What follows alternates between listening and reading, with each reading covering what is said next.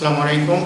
আজ next class জ্যামিতিক বা সিস ট্রান্স সমবায়তা। এর আগে আলোকীয় সমবায়তা অপটিক্যাল আইসোমেট্রিজম পড়েছিলাম, তারপরটা পড়বো। আমরা একটা পার্ট ছেড়ে দিয়েছিলাম অলরেডি, কানেকশন কেটে গেছিল, তার জন্য আলোকীয় সমবায়তা রেসিমিক মিশ্রণটা। তো আজকে আলোচনা করবো রেসিমিক মিশ্রণটা কি। তাহলে বলবো যে এই যৌগটা যদি এ নাম্বার হয়, এটা বি নাম্বার হয়, তাহলে পরস্পর কি হচ্ছে, একটা দর্পণ প্রতিবিম্ব যুক্ত হচ্ছে। আর দর্পণ প্রতিবিম্ব হলে পরস্পরকে কি বলবো, এ ও বি কে পরস্পর এনানসিওমার।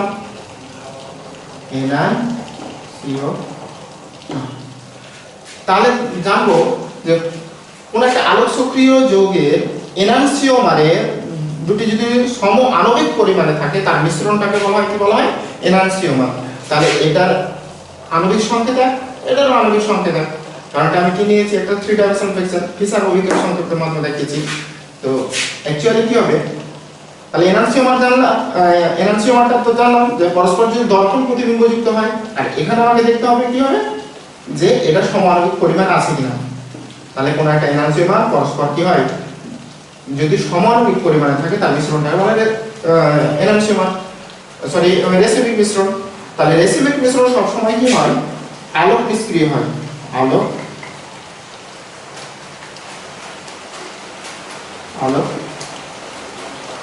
নিষ্ক্রিয় কেন?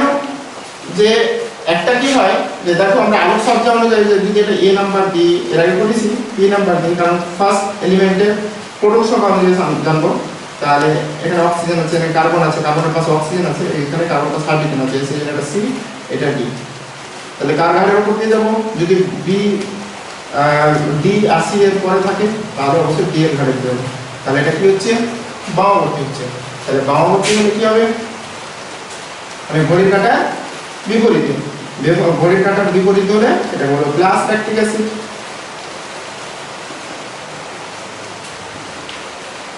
আর এটা এ, এটা বি, এটা সি, এটা ডি। তাহলে আমি এর বিপরীত দিক থেকে দেখবো, তাহলে এ এর পরে ডি এর ঘাটের দিক দিয়ে যাবো।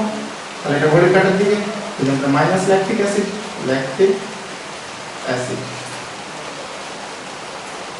আমার বলার উদ্দেশ্য হচ্ছে যে আমার এই এনানসিওমারটা অর্থাৎ রেসিমিক মিশ্রণটা, তাহলে এখানে আমি আলোক মিশ্রণ কেন বলবো, যে একটা ডানাবর্তন আর একটা কি হচ্ছে বামাবর্তন হলে পরস্পর একে অপরকে কি করছে, প্রশমিত করছে। অর্থাৎ যে একটা যৌগের মধ্য দিয়ে যদি একটা সর্বত্র সমতল আলোকটা পাঠানো হয়, তাহলে তার রোটেশনটা কি হবে, সর্বত্র সমতল আলোকের রোটেশন একটা ডান দিকে হবে, তার একটা কি হবে, একটা বাম দিকে হবে। সেই জন্য কি হচ্ছে, একে অপরকে প্রশমিত করছে। সেই জন্য কি হচ্ছে, যে এটা হলো অপটিক্যালি ইনঅ্যাক্টিভ, অর্থাৎ আলোক নিষ্ক্রিয়। সবসময় জানতে হবে রেসিমিক মিশ্রণ আলোক নিষ্ক্রিয়। আশা করি বোঝা গেছে রেসিমিক মিশ্রণ ব্যাপারে। এবার আমি চলে আসবো জ্যামিতিক বা সিস ট্রান্স সমবায়তাটা কি। তাহলে জানবো একটা কার্বন কার্বন দ্বিবন্ধন কোন একটা পরমাণু, তার সঙ্গে যুক্ত পরমাণু বা গ্রুপগুলি যদি কার্বন কার্বন দ্বিবন্ধনের একই দিকে কি হয়, গ্রুপগুলো একই রকম হয়। কার্বন কার্বন দ্বিবন্ধনের এখানে এ পরমাণু আছে, এখানে এ পরমাণু আছে, মনে করো এ একটা পরমাণু, এদিকে বি একটা পরমাণু আছে, বি একটা পরমাণু আছে। তাহলে কি হচ্ছে, এদিকে কার্বন কার্বন একই দিকে, আমি একই দিকে বলতে এটাকে পুরোটা সেপারেট করলাম, এটাকে সেপারেট করলাম। তাহলে একই দিকে হলো, তো একই পরমাণুর গ্রুপগুলো কিন্তু একই রকম, আর এদিকের গ্রুপগুলো একই রকম। এরকম যদি গঠন দেখা যায় তখন সেটাকে বলা হয় সিস আইসোমার। বাংলায় লিখি সিস, এটাকে বলা হয় সিস আইসোমার। এবার দেখো যে কার্বন কার্বন দ্বিবন্ধনের একই রকম গ্রুপগুলো যদি কার্বন দ্বিবন্ধনের বিপরীত দিকে অবস্থান করে, তখন সেটা কি হবে, ট্রান্স হয়ে যাবে। যেমন দেখো কার্বন কার্বন এদিকে এ আছে, তো এদিকে বি আছে, এদিকে বি আছে, তো এদিকে এ আছে। তাহলে এখান থেকে কি ফলো করতে পারি, বা এইদিকে আমি কি করতে পারি, এখানে আমি কি করলাম, এখানে এ করলাম, এখানে বি করলাম। তাহলে গ্রুপটা কি আছে, এখানে আমি কি করতে পারি, বি করতে পারি। তাহলে আমার কি আছে, এই গ্রুপটা আবার একই রকম হয়ে গেছে, তাহলে এটা করবো না। তাহলে আমাকে কি করতে হবে, যে দ্বিবন্ধনের গ্রুপটা কিন্তু আলাদা করতে হবে। এখানে এ করলে এখানে কি করতে হবে, বি করতে হবে। এখানে বি করব, এখানে এ করব। তাহলে কার্বন কার্বন দ্বিবন্ধনের কি আছে, যে এই যে এখানে এ পরমাণু আছে, তার বিপরীত কার্বনের দিকে আছে কি আছে, মানে আমি মনে করি যে এটা একটা পার্ট, ওপর একটা পার্ট, তার বিপরীত প্রান্তে কি আছে, অপর একটা পরমাণু আছে। এখানে বি আছে, তো এখানে বি আছে। তাহলে একই দিকে যদি না হয়, বিপরীত দিকে হয়, একই রকম পরমাণু বা গ্রুপ, তখন সেটা হবে ট্রান্স আইসোমার। ট্রান্স আইসো, আশা করি বুঝা গেছে সিস আইসোমার আর ট্রান্স আইসোমারটা। তাহলে কয়েকটা উদাহরণ দিয়েছি, ওই উদাহরণগুলো নিয়ে আমরা আলোচনা করবো, কোনটা সিস আইসোমার হবে, কোনটা ট্রান্স আইসোমার হবে। এখানে দেখতে হবে যে কার্বন কার্বন দ্বিবন্ধনে একই দিকে কি আছে, গ্রুপ আছে। এটা C2H5 আছে, এটা C2H5 আছে। এখানে হাইড্রোজেন পরমাণু আছে, এটা হাইড্রোজেন পরমাণু আছে। অর্থাৎ কার্বন কার্বন দ্বিবন্ধনের গ্রুপের কি আছে, হাইড্রোজেন পরমাণুটা একই দিকে আছে, আর C2H5টা একই দিকে গ্রুপ আছে। তাহলে এটা কি লিখতে পারে, সিস আইসোমার হবে। তাহলে এটা আমরা সাধারণত ইউনিট নাম কি জানি, কার্বন পরমাণু এখানে কয়টা আছে, দুটো। তাহলে 1 2, এটা 3, এটা 4, এটা 5, এটা 6। তাহলে কি হবে, হেক্স। তাহলে কি বলতে পারি, যে 6। তাহলে এটাকে কি বলতে পারি, এটা সিস হয়ে যাবে, সিস। কার্বন পরমাণু 6টা হলে কি হবে, হেক্স। হেক্স।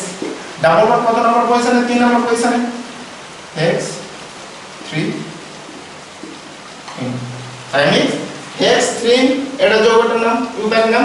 তাই আমি কি লিখছি, যে জ্যামিতিক সিস ট্রান্স সমাধানের ক্ষেত্রে সিস কথাটা আমি লাগিয়েছি, এটা সিস হেক্স 3। তাহলে অপরপক্ষে আমি এটা ব্যবহার করতে পারি, কি করতে পারি, কার্বন কার্বন দ্বিবন্ধন।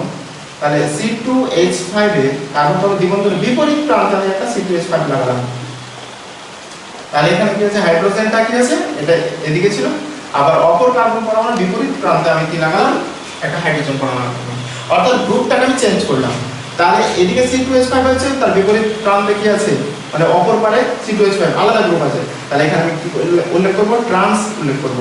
তাহলে ট্রান্স ইউপ্যাক নাম যেটা থাকবে, X3 X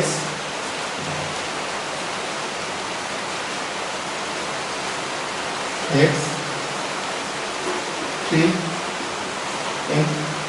কারণ এটা আমরা সাধারণত কি হয়, লং চেইন আগে ধরবো, কারণ পরমাণু এখানে দুটো একটু লাগে দেখে দিচ্ছি। তাহলে এটা হবে CH3 CH2 CH double bond CH CH2 CH3। তাহলে এটাকে আমি এটা দ্বিবন্ধন লিখি, তাহলে এটাকে সাইন আপ করেছি। তাহলে লিখতে পারি এই জিনিসটাকে 1 2 3 4 5 6 X3। আশা করি বুঝা গেছে। এখানে আমি পর্যবেক্ষণ করব যে এটা গ্রুপটা কিন্তু আমরা একদিকে কি আছে, একই রকম আছে, অপর দিকে গ্রুপ কিন্তু কি আছে, আলাদা আছে। তাহলে এইরকম নিয়ম যদি থাকে, অর্থাৎ কার্বন কার্বন এদিকে আমার এ গ্রুপ আছে, এদিকে আমার কি আছে, এ গ্রুপ আছে, অর্থাৎ এদিকে বি আছে, এখানে সি আছে। তাহলে এটা আর এটা কিন্তু আলাদা গ্রুপ। সেক্ষেত্রে কি করব, কোনো একটা কার্বন পরমাণু বা কার্বন কার্বন দ্বিবন্ধনের একই রকম পরমাণু যদি একই দিকে কার্বন কার্বন দ্বিবন্ধনের একই দিকে অবস্থান করে, তখন সেটাকে কি বলবো, সিস আইসোমার বলবো। তাহলে এটাকে কি করতে পারি, এই হাইড্রোজেন পরমাণু আর এই হাইড্রোজেন পরমাণু কি আছে, যে এই কার্বন কার্বন দ্বিবন্ধন একই দিকে আছে, তাহলে অবশ্যই এটাকে সিস আইসোমার বলতে পারবো। তাহলে এখানে লিখতে পারি সিস, বাকিটা আমরা ইউনিট নাম করে দেবো। তাহলে এখানে 2 3 4 5। তাহলে কি লিখতে পারি, সিস পেন্ট, পেন্ট এটা 3 নম্বর পজিশন, পেন্ট 3 সিস পেন্ট 3। তাহলে এটা যদি সিস হয়, তো অপর প্রান্তে আমাকে কি করতে হবে, অপর দিকে একটা দেখাতে হবে, ট্রান্স আইসোমার দেখাতে হবে। তাহলে আমি হাইড্রোজেনটাকে কি করব, এই একই রকম গ্রুপটা কি করব, কার্বন কার্বন দ্বিবন্ধনে দুই দিকে করে দেব। তাহলে কার্বন কার্বন এখানে করব C2H5, এখানে আমি নিয়ে চলে আসবো CH3, আর একই রকম গ্রুপ যেটা হাইড্রোজেন আছে আমি কার্বন কার্বন দ্বিবন্ধনের বিপরীত দিকে করলাম। তাহলে কি হবে, আমাকে দেখতে হবে যে এই যে কার্বন কার্বন দ্বিবন্ধনের একই রকম গ্রুপটা কি হয়েছে, যে এই কার্বন কার্বন দ্বিবন্ধনের বিপরীত দিকে হয়ে যাচ্ছে। তাহলে কি আছে, আমরা ট্রান্স নিয়ে আসবো। তাহলে একই রকম ভাবে এখানে সিস পেন্ট 3 ছিল, এখানে করব কি করব, ট্রান্স পেন্ট 3। ট্রান্স বাংলাতেই দেখি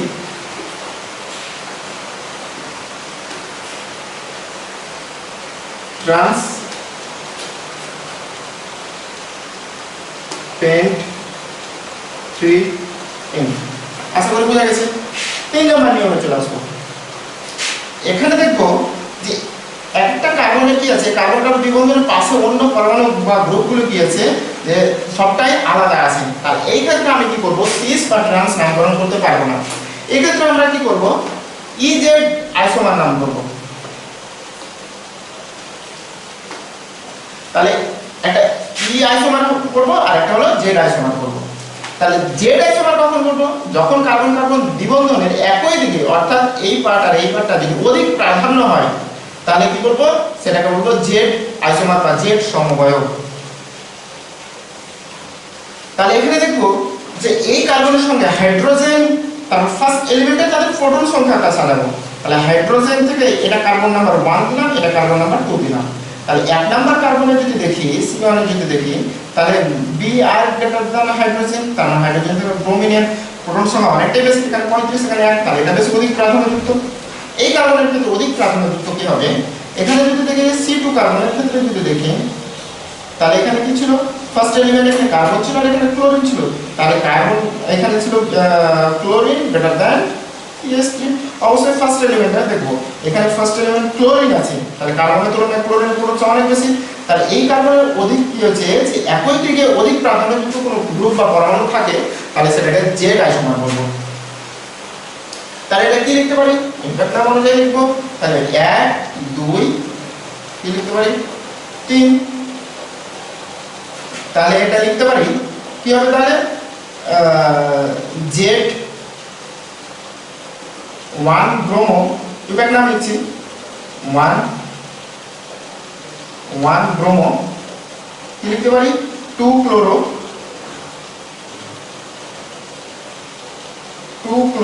কার্বন পরমাণু কটা আছে দেখতে হবে 1 2 3।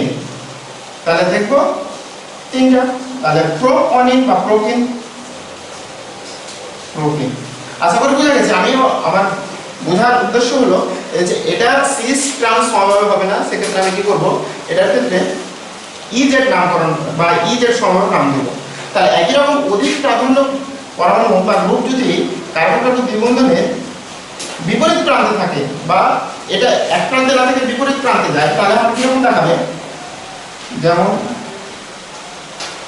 এখানে Br, এখানে Cl, এখানে হাইড্রোজেন, এখানে CH3, অর্থাৎ অধিক প্রাধান্য যুক্ত গ্রুপটা কি হচ্ছে কার্বন কার্বন দ্বিবন্ধনের বিপরীত দিকে এসেছে, একটা এই পারে এসেছে একটা এই পারে এসেছে। তাহলে এই ক্ষেত্রে কি করতে পারি, এটাকে বলবো ই সমবায় বলবো।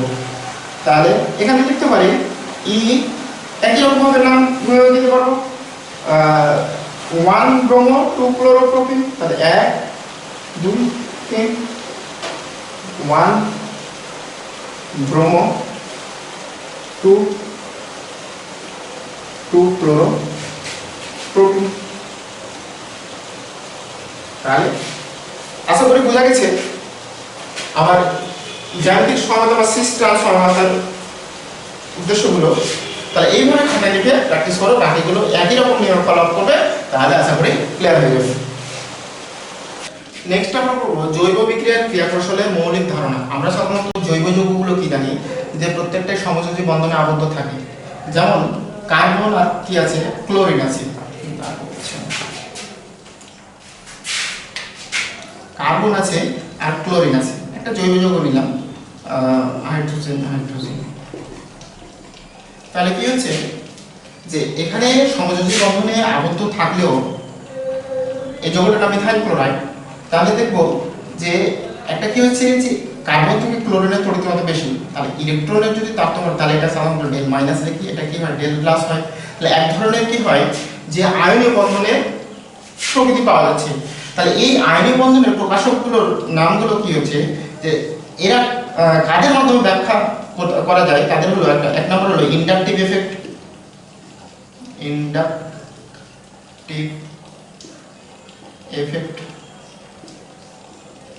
ইলেকট্রোমারিক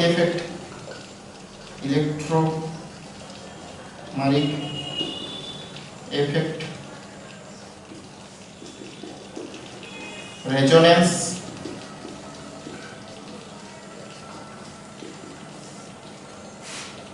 হাইপার কনজুগেশনের মাধ্যমে এই আয়নীয় প্রভাবগুলো ব্যাখ্যা করা যাবে। হাইপার কনজুগেশনের মাধ্যমে ব্যাখ্যা করব। তো ফার্স্ট আমরা পড়ব ইন্ডাকটিভ এফেক্ট।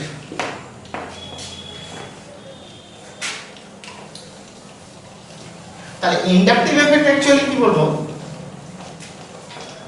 যে দেখা যাচ্ছে একই রকম ভাবে একটা ক্যাটালিসন ধর্ম কার্বন কার্বন বন্ধনের সঙ্গে একটা কি আছে তড়িৎ ঋণাত্মক পরমাণু ক্লোরিন যুক্ত আছে। তাহলে কার্বন থেকে ক্লোরিনের তড়িৎ ঋণাত্মক বেশি হয়, তার মানে কি হচ্ছে যে এ বন্ধন জোড় ইলেকট্রনটা কি করবে, অর্থাৎ ইলেকট্রন জোড়টা এই ক্লোরিন পরমাণু নিজের দিকে টানবে। তাহলে এটা কি হবে, আংশিক ঋণাত্মক চার্জ হবে আর এটা আংশিক ধনাত্মক চার্জ হবে। তাহলে এটা কি একটা স্থায়ী সরণ ঘটছে ইলেকট্রনের। তাহলে এটা ডেল মাইনাস লিখতে পারি আর এটা কি লিখতে পারি, এটা ডেল প্লাস। তাহলে এর আবার কি আছে, এটা কার্বন নাম্বার 1, এটা কার্বন নাম্বার 2, এটা কার্বন নাম্বার 3 যদি হয়, তাহলে এটা ডেল প্লাস হলে এটা কি হবে, ডেল ডেল প্লাস। অর্থাৎ বোঝাচ্ছি এটা থেকে এর ঘনত্ব মানে ইলেকট্রন ঘনত্বটা কি আছে, কম আছে। আর এর ইলেকট্রন ঘনত্বটা বেশি আর এর তুলনায় এর ইলেকট্রন ঘনত্বটা কি আছে, কম আছে। তাহলে এটা ডেল ডেল ডেল প্লাস। তাহলে এই ক্রমটা বোঝানোর জন্য আমি লিখছি যে যেখানে ডেল প্লাসের ঘনত্ব সবথেকে ইলেকট্রন ঘনত্বটা কি আছে সবথেকে কম আছে, তাহলে প্লাস প্লাস।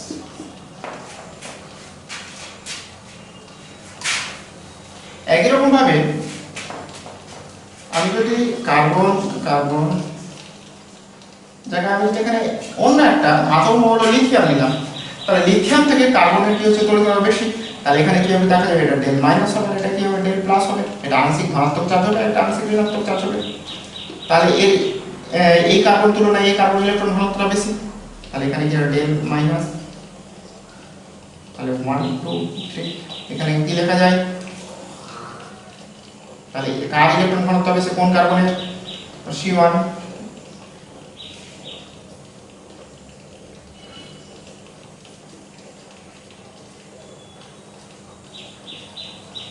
অর্থাৎ এই কার্বনটা কি আছে সরাসরি এখানে আছে, সেই কার্বনের ইলেকট্রন ঘনত্বটা সবথেকে বেশি। এবার আমি জানবো ইন্ডাকটিভ এফেক্টকে সাধারণত দুই ভাগে ভাগ করা যায়।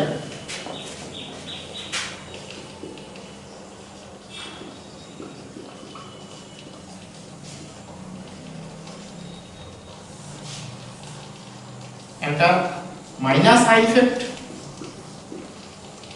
আর একটা হলো প্লাস আই ইফেক্ট। তাহলে এখন মাইনাস আই ইফেক্ট কাকে বলবো, যেমন আমি একটা গ্রুপ ধরলাম CR3 এর সঙ্গে একটা জেড পরমাণু আছে। যদি আমার কার্বনের তুলনায় হাইড্রোজেনের তড়িৎ ঋণাত্মকতার পরিমাণটা বেশি হয়, তাহলে কার্বন থেকে কি হবে, অর্থাৎ CR গ্রুপটা কি হবে, এটা আংশিক ধনাত্মক চার্জ হবে আর এটা কি হবে, এই বন্ধন ইলেকট্রন জোড়টাকে নিজের দিকে টেনে নেবে। তাহলে এটা ডেল মাইনাস হবে আর এটা কি হবে ডেল প্লাস হবে। তাহলে এটা কি হলো ঋণাত্মক ইন্ডাকটিভ এফেক্ট, মানে এর ইলেকট্রন ঘনত্বটা বেশি হয়েছে সেজন্য ঋণাত্মক। ইনগোল্ড একজন বিজ্ঞানী ছিল ইনগোল্ড, ওর প্রবর্তিত সংজ্ঞানুযায়ী বলা যায় এটাকে বলা হয় যে মাইনাস ইন্ডাকটিভ এফেক্ট বলা হয়, বা মাইনাস সংক্ষেপে যেটাকে আই ইফেক্ট দ্বারা লেখা হয়। যদি আবার কি হবে, এই কার্বন পরমাণুর তুলনায় এই জেড পরমাণু নিজের দিকে ইলেকট্রন টেনে নিচ্ছে, এর ইলেকট্রন ঘনত্ব বাড়ছে আর এই CH3 গ্রুপের কি হচ্ছে ইলেকট্রন ঘনত্বটা কমে যাচ্ছে, তাহলে সংক্ষেপে এটাকে মাইনাস আই ইফেক্ট লিখতে পারবো। একই রকম ভাবে CR3 থেকে জেড এর তুলনায় এখন যদি আমার এই কার্বন পরমাণুর কি হচ্ছে ইলেকট্রন নেগেটিভলি বেশি, তারপর কি হচ্ছে এদিকে ইলেকট্রন টেনে নিচ্ছে, তাহলে এটা কি হবে আংশিক ধনাত্মক চার্জ প্রস্তুত হবে আর এই গ্রুপটা কি হবে আংশিক ঋণাত্মক চার্জ প্রস্তুত হবে।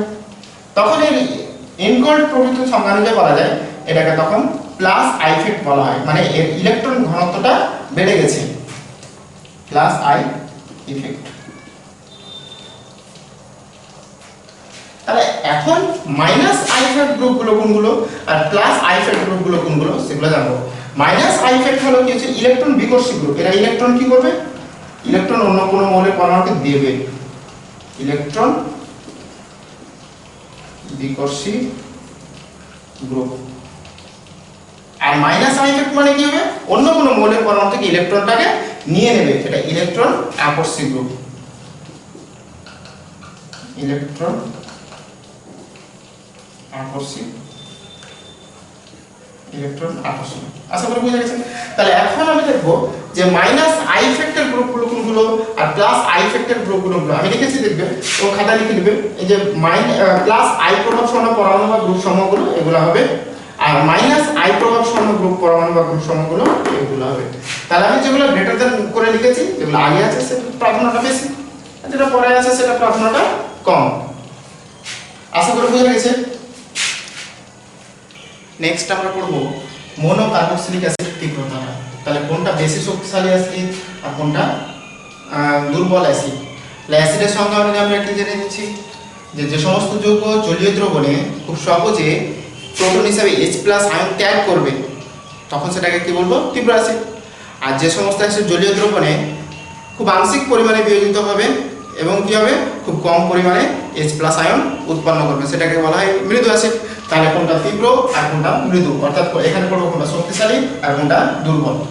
এখানে আছে CH3COOH, এটার নাম হলো অ্যাসিটিক অ্যাসিড, অ্যাসিটিক অ্যাসিড, আর এটার নাম হলো ক্লোরো অ্যাসিটিক অ্যাসিড, কারণ ক্লোরিন পরমাণু আছে অ্যাসিটিক অ্যাসিডের সাথে, সেজন্য এটাকে বলতে পারি ক্লোরো অ্যাসিটিক অ্যাসিড। তাহলে কোনটা শক্তিশালী আর কোনটা দুর্বল, ক্লোরো অ্যাসিটিক অ্যাসিড। তাহলে এখানে দেখবো যে এখন আমাকে দেখতে হবে যে CH3COOH আছে। তাহলে CH3 গ্রুপটা কি, CH3 গ্রুপটা প্লাস আই ইফেক্ট, তার মানে কি আছে, এটা ইলেকট্রন আকর্ষণ না বিকর্ষী, এটা ইলেকট্রন বিকর্ষী, কাকে ইলেকট্রন দেবে, এটা ইলেকট্রন দেবে। তাহলে এটা ইলেকট্রনটা কোন দিকে যাবে, এদিকে যাবে, তারপরে এদিকে যাচ্ছে। অক্সিজেনের কাছে কি হচ্ছে, ইলেকট্রনটা अवेलेबल হয়ে যাচ্ছে, তাহলে কি হচ্ছে, এই হাইড্রোজেন পরমাণুকে সে কি করতে পারে, সহজে ছাড়তে চাইবে না, কারণ ইলেকট্রন ঘনত্ব অলরেডি বেশি হয়ে গেছে। এটার ক্ষেত্রে দেখি যে Clটা এখানে আছে ক্লোরিন পরমাণু আছে, তো ক্লোরিন পরমাণুটা কি minus I effect, minus I effect কে ক্লোরিন পরমাণু। তাহলে মাইনাস আই ইফেক্ট হলো ইলেকট্রন বিকর্ষী গ্রুপ, সরি ইলেকট্রন আকর্ষী গ্রুপ। তাহলে ক্লোরিন পরমাণু ইলেকট্রন কি হবে, নিচের দিকে টানবে। তাহলে কোথা থেকে টানছে, ফার্স্ট এখান থেকে টানছে, তখন এই পরমাণুর কাছ থেকে এখানে টানছে, এই পরমাণু আবার এখান থেকে টানছে, আর এখান থেকে এখানে। তাহলে হাইড্রোজেনের তুলনায় অক্সিজেন তড়িৎ কত অধিক। আবার কি হচ্ছে যে অক্সিজেনের কিন্তু ইলেকট্রন ঘাটতি হয়ে গেছে, তাহলে কি হবে, এই অক্সিজেন কিন্তু দ্রুত কিন্তু হাইড্রোজেন থেকে নিজের দিকে ইলেকট্রনটাকে টেনে নেবে। তাহলে সহজে কি হবে, এই হাইড্রোজেনটা H+ ক্যাটায়ন হিসেবে বেরিয়ে যাবে। আর যে যত তাড়াতাড়ি বেরোবে প্রোটনটা অর্থাৎ H+টা, তখন সেটা হবে তীব্র অ্যাসিড, অর্থাৎ এটাকে বলবো শক্তিশালী অ্যাসিড, আর এটা এর তুলনায় ওটা দুর্বল, শক্তিশালী অ্যাসিড, আর এটাকে বলবো দুর্বল বলতে পারবো। আশা করি বুঝা গেছে।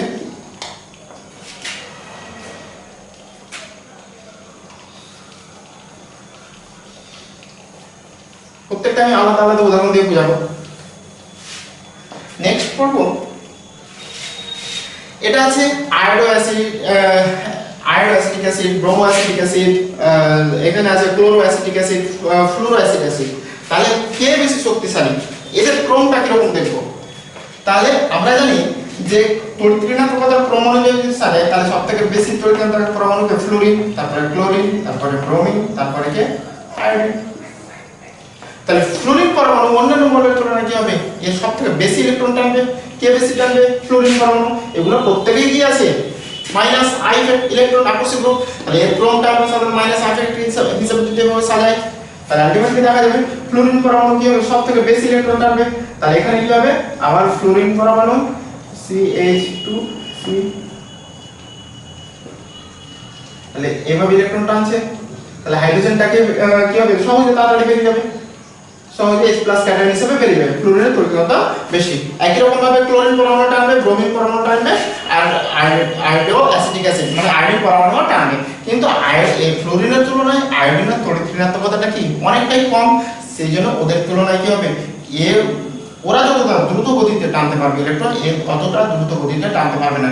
সেই জন্য সবথেকে বেশি শক্তিশালী অ্যাসিড হলো ফ্লুরো অ্যাসিটিক অ্যাসিড, তারপর chloro acetic acid, bromo acetic acid, iodic acid. এভাবে যদি ক্রম অনুযায়ী সাজায় তাহলে কি হবে, সব থেকে ফ্লোরিন, তারপর ক্লোরো অ্যাসিড, ব্রোমো অ্যাসিড।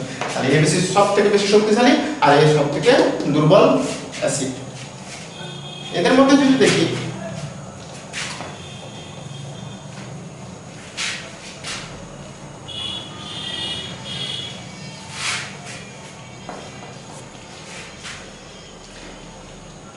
আমি যদি দেখি যে ক্লোরিন প্রতিস্থাপক গ্রুপটা কটা আছে, এটা হলো মোনোক্লোরো অ্যাসিটিক অ্যাসিড, এটা ডাইক্লোরো অ্যাসিটিক অ্যাসিড, এটা ট্রাইক্লোরো অ্যাসিটিক অ্যাসিড। তাহলে এখানে ইলেকট্রন আকর্ষক গ্রুপ অর্থাৎ মাইনাস আই ইফেক্ট কটা আছে দেখতে হবে। তাহলে এখানে ক্লোরিন পরমাণু একটা আছে, তাহলে এই ক্লোরিন পরমাণুটা কি হচ্ছে, ইলেকট্রন টানছে, তাহলে সহজে H+ বেরিয়ে যাবে। এখানে আবার কি আছে, দুটি ক্লোরিন পরমাণু আছে, তাহলে কি হবে, একটা ক্লোরিন পরমাণু কি করবে, ইলেকট্রন টানছে কার্বনের কাছ থেকে, আবার এই কার্বনের কাছ থেকে টানছে, আবার এর কাছ থেকে টানছে, আবার এটা, তাহলে কি হচ্ছে, এটা তো আমার কি হচ্ছে, অক্সিজেন হাইড্রোজেন বন্ধনটা অতিরিক্ত দুর্বল হচ্ছে, তার উপরে আবার আরেকটা ক্লোরিন পরমাণু আছে, তাহলে এও তো ইলেকট্রন টানবে, নিজের থেকে টানবে, তাহলে কি হচ্ছে, টানাটা ডাবল হয়ে যাচ্ছে, কি হচ্ছে, ডাবল হয়েছে। তাহলে এর তুলনায় এ কি করবে, H+টা আরো দ্রুত ছেড়ে দেবে, কারণ এর বন্ডটা আরো উইক হয়েছে, তাহলে এর তুলনায় বেশি শক্তিশালী অ্যাসিড। একই রকম ভাবে এটার ক্ষেত্রে যদি মাইনাস আই ইফেক্ট অর্থাৎ Cl গ্রুপটা কটা আছে, তিনটা আছে, তাহলে কি করবে, ইলেকট্রন আকর্ষক গ্রুপ অর্থাৎ ইলেকট্রন টানবে, তাহলে এই ক্লোরিন পরমাণু কি করছে, কার্বনের কাছ থেকে টানছে, এখানে টানছে, এখানে টানছে, এটা কি হবে, দুর্বল হচ্ছে, সহজে ভেঙে যাবে। আবার আরেকটা ক্লোরিন পরমাণু আছে, এই ক্লোরিন পরমাণু টানবে, তাহলে এই ক্লোরিন পরমাণু এই কার্বনের কাছ থেকে ইলেকট্রন টানবে, আবার এই কার্বনের কাছ থেকে টানবে, আবার এটা কি হবে, একটা টানবে, একই রকম আলটিমেটলি এই ক্লোরিন পরমাণু টানবে। তাহলে কি হচ্ছে যে এর তুলনায় এ আরো তীব্রতর আছে, কারণ কি হবে, যে ইলেকট্রন আকর্ষক গ্রুপ অতিরিক্ত পরিমাণ বেড়ে গেছে, কারণ ট্রাইক্লোরো অ্যাসিটিক অ্যাসিড যে তিনটা ক্লোরিন পরমাণু আছে অর্থাৎ তিনটা মাইনাস আই ইফেক্ট আছে, সেইজন্য কি হচ্ছে, এর অক্সিজেন হাইড্রোজেন বন্ধনটা খুবই মানে লুজ হয়ে যাচ্ছে অর্থাৎ দুর্বল হয়ে যাচ্ছে, সহজে H+ আয়নটা কেটে দিতে পারবে। তাহলে এটা সবথেকে বেশি তীব্রতর, তারপর এটা, তারপর এটা, তাহলে ক্রম অনুযায়ী যদি সাজাই তাহলে কি রকম হবে, অ্যাসিডের ক্রম অনুযায়ী সাজাই। তারপর নেক্সট 4 নম্বর পয়েন্ট কি দেখব,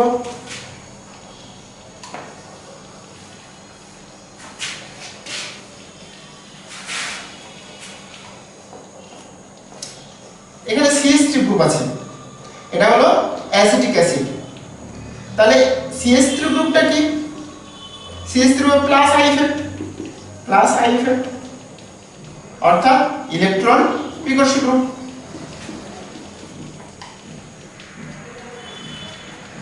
বিকর্ষী গ্রুপ আছে, তাহলে এই CH3 গ্রুপটা কাকে, ইলেকট্রনকে দেবে, তাহলে ইলেকট্রন দেবে, তাহলে ইলেকট্রন যদি দেয় তাহলে অক্সিজেনের কাছে ইলেকট্রনের পরিমাণটা বেড়ে গেল, তাহলে অক্সিজেন যদি ইলেকট্রন বেড়ে যায় তাহলে হাইড্রোজেনের কাছ থেকে সহজে ইলেকট্রন নিতে চাইবে না, সেই জন্য কি হবে, এস সাধারণত দুর্বল অ্যাসিড হবে।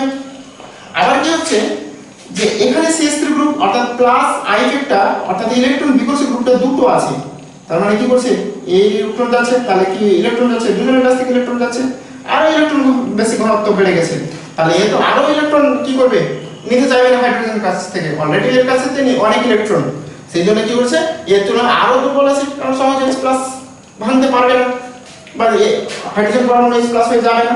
এর ক্ষেত্রে যখন তিনটা প্লাস আই ইফেক্ট আছে তাহলে ইলেকট্রন ঘনত্ব তো অতিরিক্ত বেশি, তাহলে এ তো আরো দুর্বল, কারণ কি হবে যে এটা ভাঙতেই পারবে না, তাহলে এর ক্রম অনুযায়ী সাজানো কিভাবে সাজাবো, কিভাবে সাজাবো, সরি, তাহলে এদের তুলনায় সবথেকে বেশি অ্যাসিডিটি দেখাবে এটা, এরা সবটাই দুর্বল কিন্তু এদের তুলনায় সবথেকে এটা বেশি আমার দুর্বল অ্যাসিড।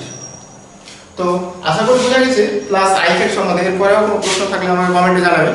আজকে এই পর্যন্ত ক্লাস শেষ করছি। আসসালামু আলাইকুম।